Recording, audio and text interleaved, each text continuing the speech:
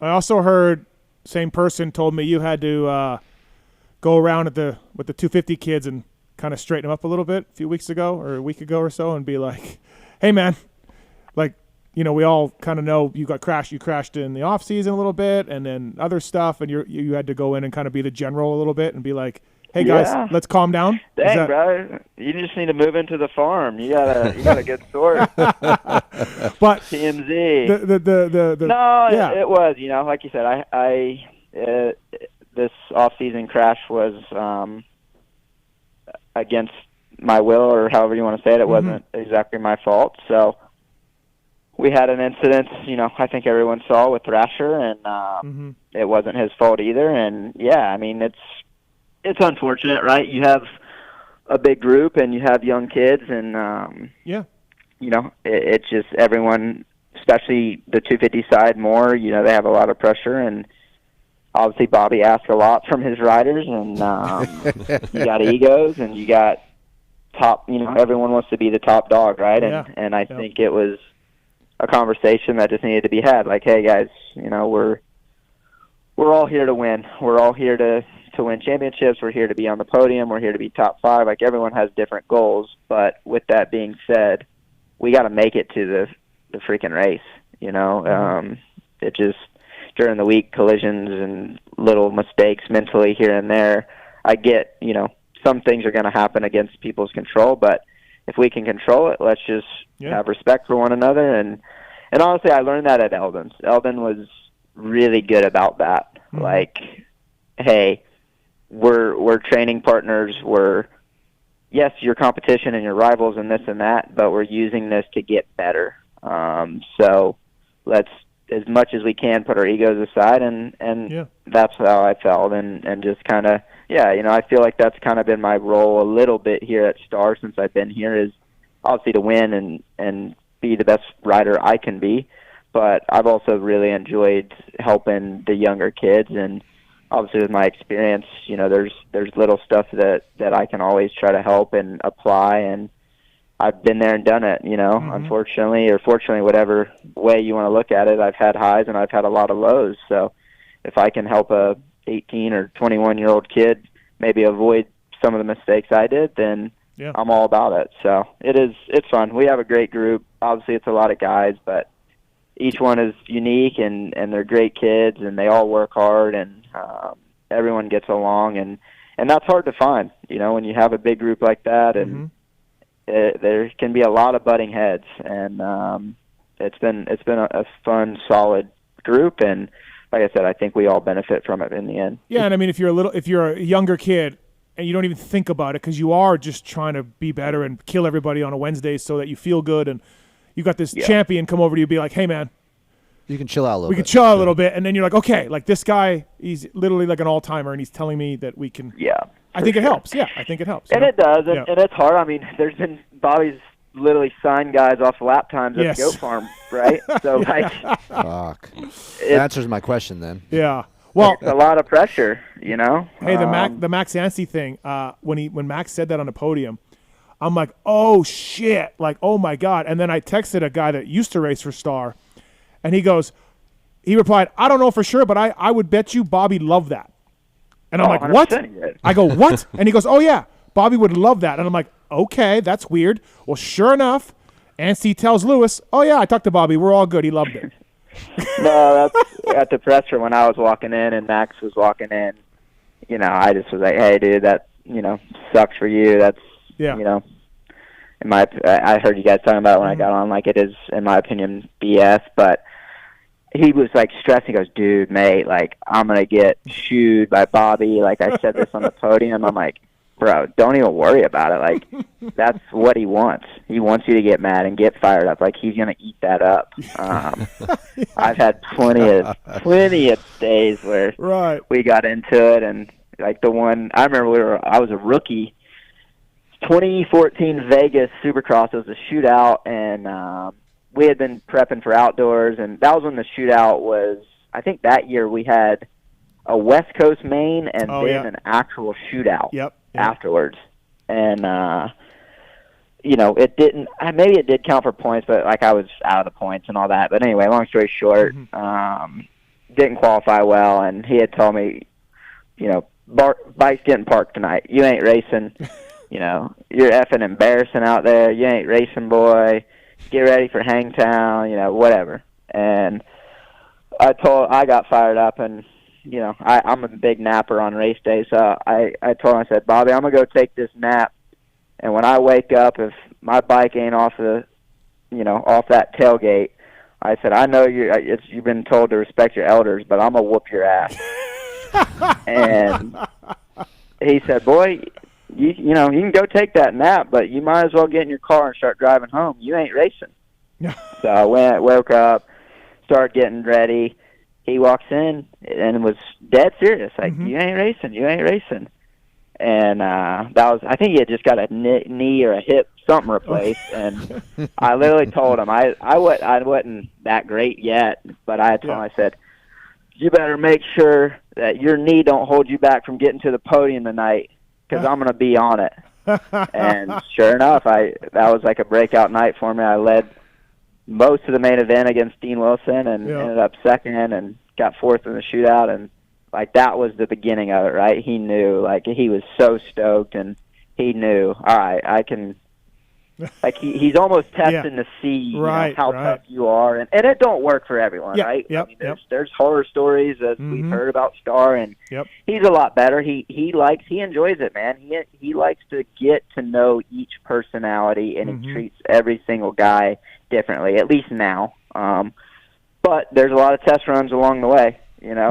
Some good and bad and ugly, but I like that. I'd much rather have that than a guy that's out there saying good job whether you got first or last and giving you a pat on the back. And, like, that's just, for me, it's always been a great thing for me is that little bit of tough love and, give you credit when credit's due, but we're here to do a job. And Troll Train was just like, oh my God. Like, he almost couldn't.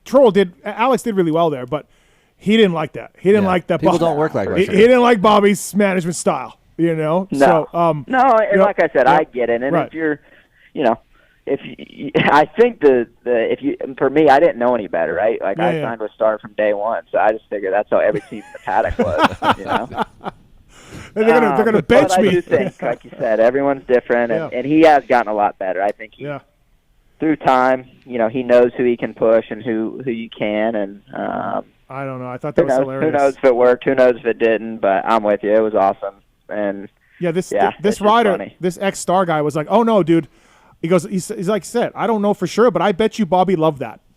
And sure enough, so this guy called it, because I was like, "Dude, can you imagine a NASCAR guy, any sport, just being like, yeah, if he's gonna talk to me like that, he can just stay home." Like, what? Like, what the hell? That was great. Last question for you, Coop, from me. Daytona is coming up, and you've certainly done really well there. The guy who won it 18 times is gone. Jet is gone. We know that, I think, to me, that Daytona in a couple weeks, I don't know what's going to happen. I think it's going to be amazing, and I would bet that you want to win this thing maybe more than any other race.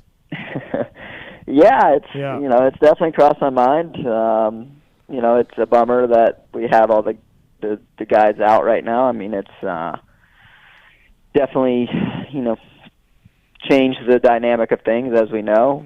But with that being said, there is a real opportunity, and I'm excited for the challenge. And like I said, I think last year was the first time I wasn't ever on the podium there, and we joke about it all the time, but I say if it wasn't for freaking Eli, I'd be like a 6-time winner there. So, anyway, we'll see. I don't want to get too ahead of myself, but would love to get that done. Would be awesome for sure. I think there's a bunch of guys looking around being like, I'd love to get this done. Yeah, of course. So it's going to be a great race. Renegade Race Fuels bringing you Cooper Webb. Anything else? I got one more. Okay. Yamaha YZ450F, obviously.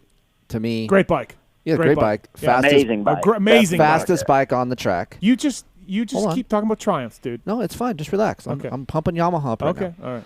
But here's my butt. Oh yeah, here's your butt. But wait, I want to also say I got Coop's Recluse set up in my garage. See, Coop, this is what we go with. Recluse or hydraulic? I run the hydraulic now, but I also have the Recluse set up.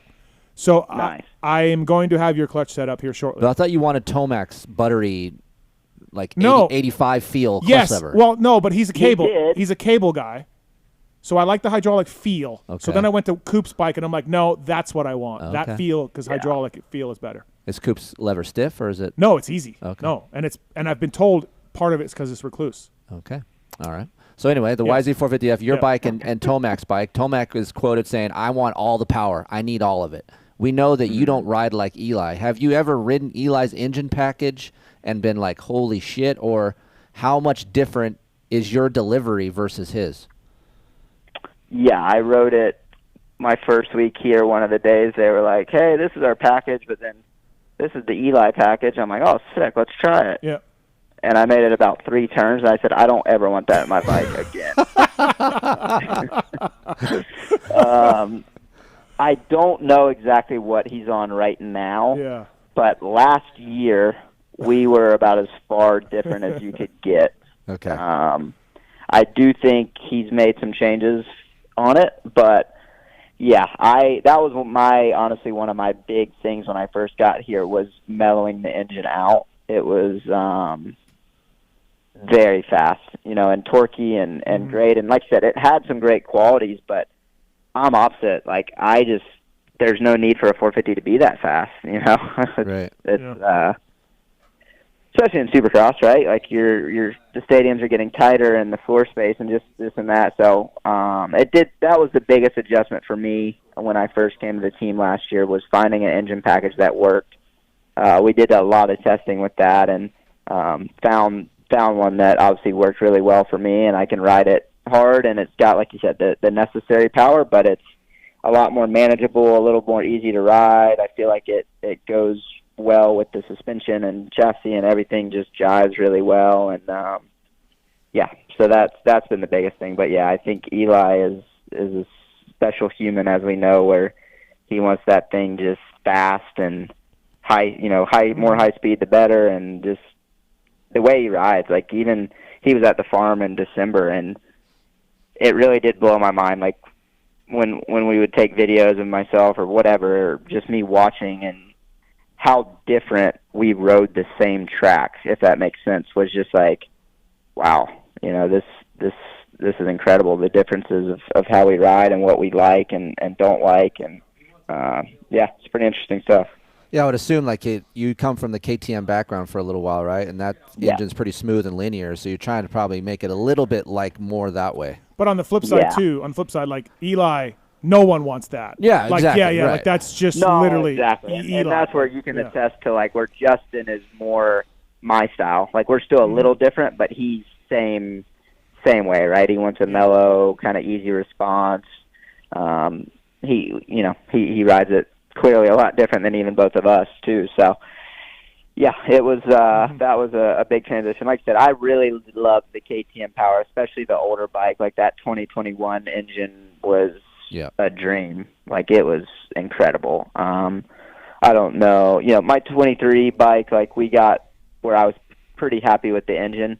Still can never quite match like that 21 feel, but I know that was a big thing for me. Like you said, the KTM, I love that engine at the time, and now with the Yamaha, I feel like we have a good kind of mix where I have a lot more torque, which the KTM didn't really have, but then it kind of is a more linear power like the KTM was too. So yeah, we've hit the nail on the head, and you guys are awesome with anything like that bike related. They do in a jiffy and can make me happy right away, and it's awesome. We should ride Coop's bike this year because we did it like a few years ago. We can't. Brad's not going to let us ride Star bikes. See, Brad hates me. Oh, that's right. Yeah. Damn it. Sorry, man.